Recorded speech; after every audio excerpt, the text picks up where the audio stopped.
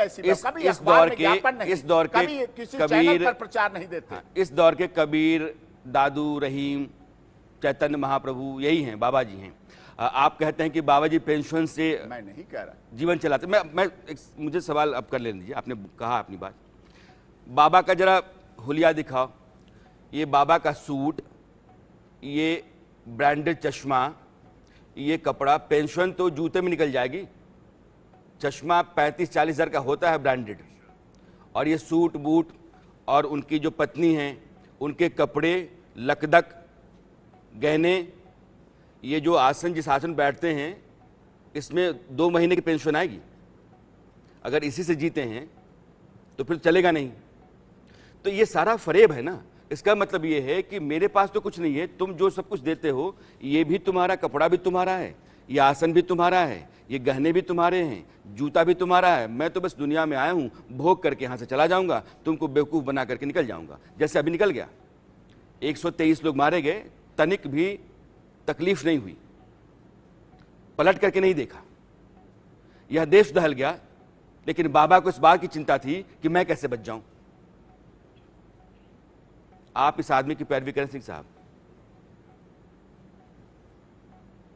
आपने कहा आसन, वो साथ लेके घूमते हैं, क्या उनकी छोटी सी गाड़ी में उनका आसन आ जाएगा? आयोजक मंगाते हैं, टेंट हाउस से आते हैं, टेंट हाउस वाले रखते हैं, पंडाल उनका नहीं, उनका कोई वो नहीं, उनका क्या जो बुला रहा है। ऐसे तो मैं भी आपके आलीशान सोफों पर बैठ के आता हूं, क्या मेरे हो गए? हम भी कहते हैं, हमारे जूनियर्स कहते हैं, सर फोटो खींच दूं आपका, बहुत बढ़िया फोटो आ रहा है। क्या मेरे वो हो गए सोफे? वो आपके हैं, आपकी मेहनत के हैं, इंडिया न्यूज की मेहनत की हैं, जो सत्यता दिखाता है, जो सच्चाई दुनिया में दिखाता है, उनके। नोएडा, हमारे नोएडा का आश्रम दिखाओ साहब। सिंह साहब, मान लिया कि लोगों ने किया होगा।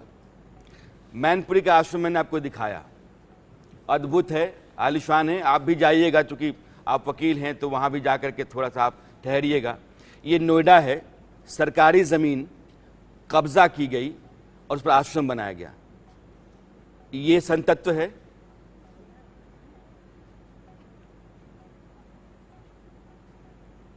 क्या उत्तर प्रदेश में सरकारी जमीन पर कोई वर्तमान समय में रह सकता है? क्या संभव है योगी जी के शासनकाल में? क्या ऐसा संभव है? सारी कभी नहीं, नारायण साकार हरि ने, जितना मुझे पता है, कभी किसी की कोई जमीन नहीं, कोई किसी तरह का किस लिए करेंगे? अगर वो करते तो अपने नाम करते ना, अपने नाम लेते ना। लोग लेते हैं, ट्रस्ट के मुखिया बनते हैं, ट्रस्ट के कंट्रोलर बनते हैं, लेकिन उनकी अपनी कोई निजी संतान नहीं है। इमराना साहब, मैं भी आपको कर रहा हूं, लेकिन उनकी जो भी संतानें हैं वो सब संगत है, अपने वो लोग हैं, उनका अपना परिवार है। जिनकी बहुत वजह से सारे वो ऐसे व्यथित संत हैं, मिलेंगे जिनकी सिंह वजह से साहब, वो दुखी हैं। मैं नाम नहीं लूंगा, जिनकी संतानें नहीं हैं, और वो भी ट्रस्ट में उनका कोई कहीं नाम नहीं मिलेगा, कागज पे कहीं नहीं है। बहुत सारे संत आपको गिना दूंगा, लेकिन सारा वैभव, सारा सुख, सारा ऐश्वर्य वही भोग रहे हैं, उन्हीं के लिए है, उन्हीं का किया है, लोग जानते हैं और करते हैं। आप बताइए कि जो आदमी अपनी फौज रखता है, 3-3 तरीके की फौज है, ये सेवादार हैं, एक काले कपड़े वाला है, एक गुलाबी कपड़े वाला है, एक भूरे कपड़े वाला है, ये अलग अलग पहचान है। ये आर्मी, पर्सनल आर्मी खड़ा करके रखना, पर्सनल आर्मी बाबा के रास्ते में खड़ा होती है। आपको शासन प्रशासन पर भरोसा नहीं है, तो आपने यह सब खड़ा किया है ना, आपने अपना साम्राज्य खड़ा किया, आपने अपनी ताकत खड़ा की। आप कहते हैं कि सोशल मीडिया बाबा नहीं है, क्या जरूरत है जाने की? अगर आपको ही एक ही साथ 2000 क्लाइंट मिल जाएं तो आप काहे को बाकी जगह नेटवर्किंग करेंगे? मुझे ही एक साथ मान लिया कि 100 करोड़ मिल जाएं, मैं क्यों नौकरी करूं? तो बाबा को तो एक ही साथ 2.5 लाख लोग मिल जाते हैं, बाबा जहां भी आ जाते हैं 2.5 लाख लोग आ गए। तो बाबा को तो पड़ी नहीं है।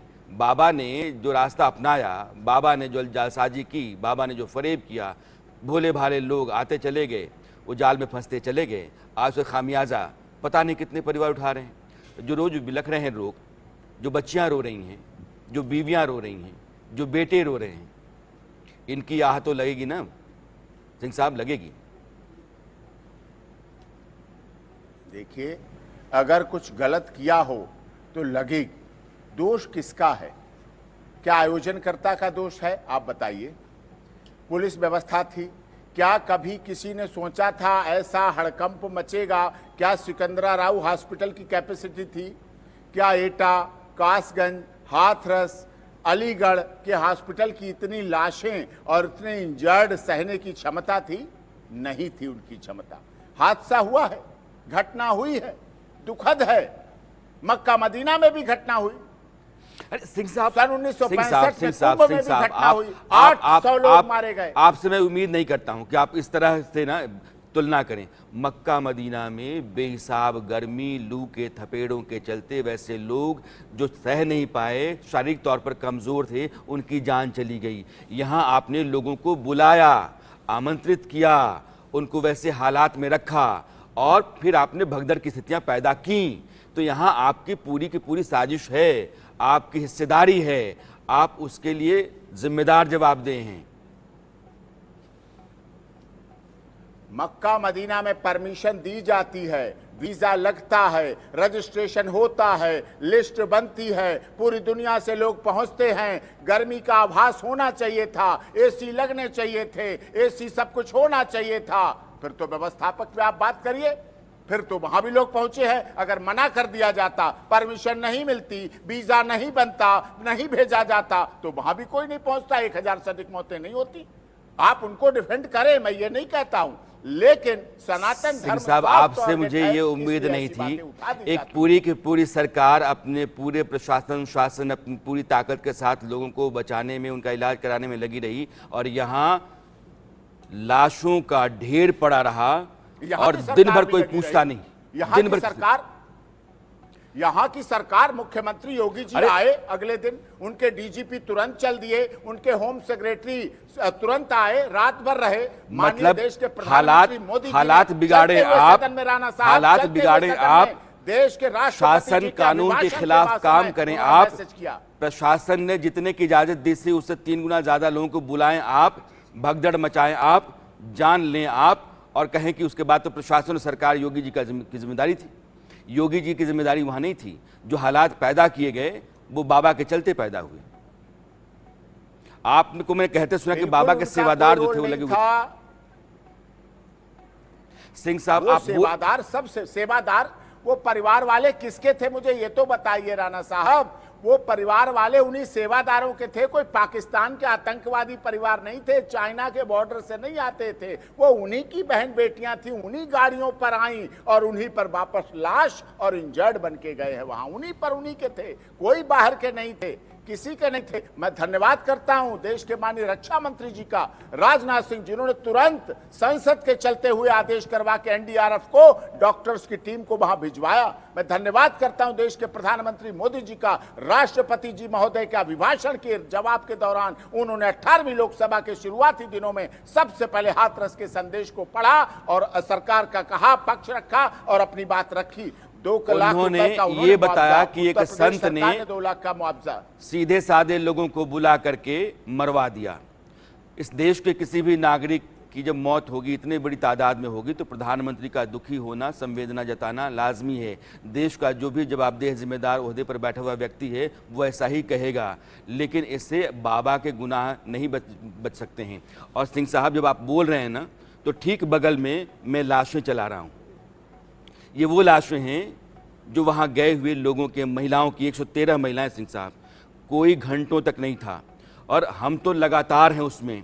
आपके सेवादार भाग गए, आप कोई इंसान वहाँ नहीं था। वहाँ आस पड़ोस के जो लोग थे वो क्या करते, 113 लाशों लेकर कहाँ जाते। फिर शासन प्रशासन के लोग आए, लाशों की गिनती हुई, आज भी कई लोग लापता हैं। और ये एक बहुत बड़ा हादसा नहीं है, नरसंहार है।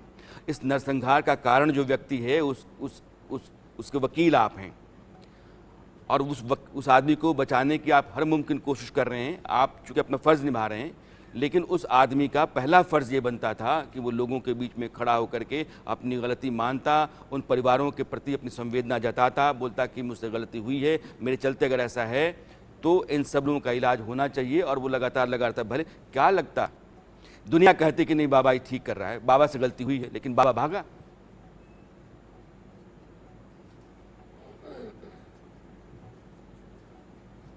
जो आप कह रहे हैं उससे उलट बात है। हमारे सेवादार आज भी देखिए अस्पतालों में लगे हुए हैं, तन मन धन से लगे हुए हैं। आज आपको ये नहीं दिखाएंगे हमारे सेवादारों ने 2-2 बार ब्लड डोनेशन किया है, 2-2, 3-3 बार ब्लड डोनेशन दिया है, अपनी गाड़ियों पर ले जाके हायर मैनेजमेंट के लिए, हायर ट्रीटमेंट के लिए जहां जा सकते हैं ले जा रहे हैं, हर तरह से लगे हुए हैं। वो एहसान नहीं कर रहे, वो अपने लोगों का इलाज करा रहे हैं, वो अपने उनके परिवार के लोग। आप दो भाग कर रहे हैं, मरने वाले कहीं बाहर के थे, मारने वाले हम थे। ऐसा नहीं है। मरने वाले और बचाने वाले और आयोजन करने वाले और बुलाने वाले और बैठने वाले और व्यवस्था करने वाले एक परिवार, एक संस्कृति, एक जगह के अपने उन्हीं के लोग थे। लेकिन कुछ एंटी सोशल एलिमेंट्स उसमें घुसे जिन्होंने ऐसा हंगामा किया जिनकी वजह से ये मौत हुई है और बेहद हृदय विदारक मौत हुई है। शासन प्रशासन कोई इतनी मौत के लिए किसी तरह से माइंड से तैयार हो ही नहीं सकता।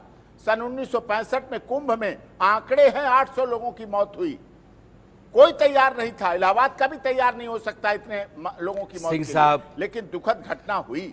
उस तरह के हादसे और इसमें बहुत फर्क है। और जिन परिवारों ने अपने गंवाए हैं उनकी ज़िंदगियां लौट करके नहीं आएंगी। लेकिन मुझे अफसोस है कि इस बाबा के इतना कुछ करने के बाद भी ये लोग समाज में जहर बोते हैं, ये समाज को अंधा बनाते हैं, ये सीधा सीधा लोगों को बरगलाते हैं, भटकाते हैं, भरमाते हैं। ये लोग समाज और देश दोनों के लिए जहर हैं। और मुझे अफसोस इस बात का है कि ऐसे लोगों की पैरवी आप जैसे माहिर वकील करते हैं। कल आप इस बाबा को बचा लेंगे, ये फिर दरबार लगा लेगा और फिर कोई भगदड़ होगी, फिर लोग जान से जाएंगे। आज जिन परिवारों में मातम है वो मातम आगे फिर वो सिलसिला चलता रहेगा। इसलिए आप भी सोचिएगा कि किन लोगों की पैरवी आप करते हैं, किन लोगों को बचा रहे हैं। ऐसे लोगों की पैरवी करने से पहले जो समाज और देश के लिए बेहतर नहीं है, ये झांसा है, धोखा है, फरेब है, लोगों को गुमराह करना है, डोंग है, और हम ऐसे लोगों को बचाते हैं। सब कुछ जानने के बाद भी आप माहिर वकील हैं, आप जाहिर है कल अपने वकील को बचा भी सकते हैं, बचा भी लेंगे। लेकिन मुझे अफसोस ज़रूर रहेगा अगर ऐसा होता है तो उस आदमी को सामने आना चाहिए और ऐसे लोगों को सज़ा मिलनी चाहिए। इसमें कोई दो राय नहीं है। सिंह साहब, बहुत बहुत शुक्रिया जुड़ने के लिए, अपनी बात रखने के लिए।